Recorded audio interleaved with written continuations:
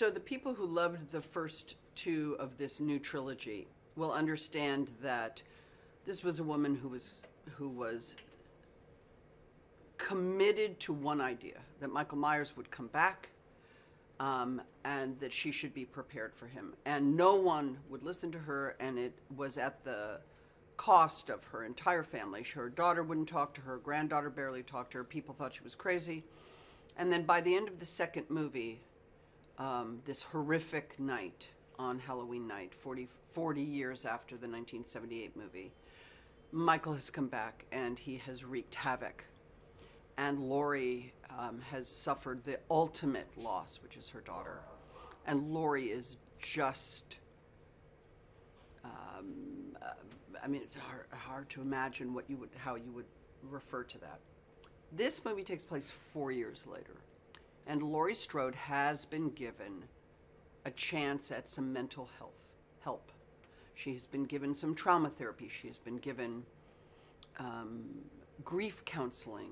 And clearly, there is a moment where when people have suffered such horrific losses, there's really a choice of do I live or do I die? And if I'm going to live, I need to live openly. I must try to have a life.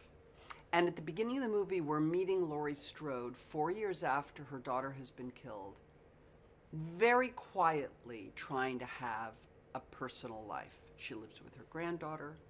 Then we take her up that Hope Hill for just the beginning of the movie, and then, of course, Michael comes back, and all of that hope gets dashed.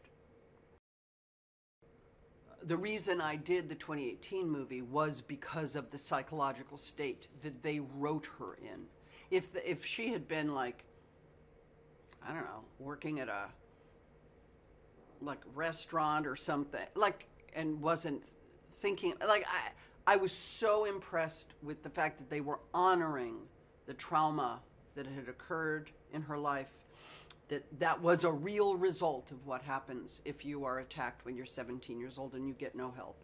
And I thought that gave her a lot of respect as a character. So yes, of course, it is my job to kind of receive Laurie at the moment she's in and then try to work out psychologically, connect to the material and figure out what is my job to now convey that to you, the audience.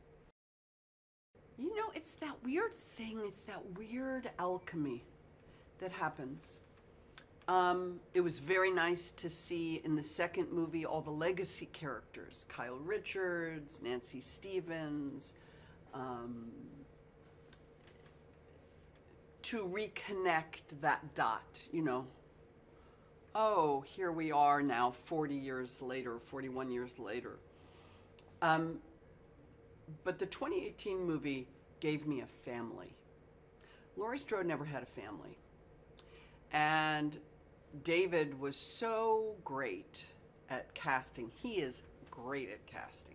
Because Judy Greer and Andy Matichak and I look like a family. We took a picture at the end of 2018 where I had bought them, I bought both girls the same striped kind of long t-shirt that I owned. And I gave it to them and we took a picture, and it's three tall women. We're all 5'7", 5'8". We're all thin, we're all angular. It was really interesting to look at us. And by giving me a family, it gave me a heart.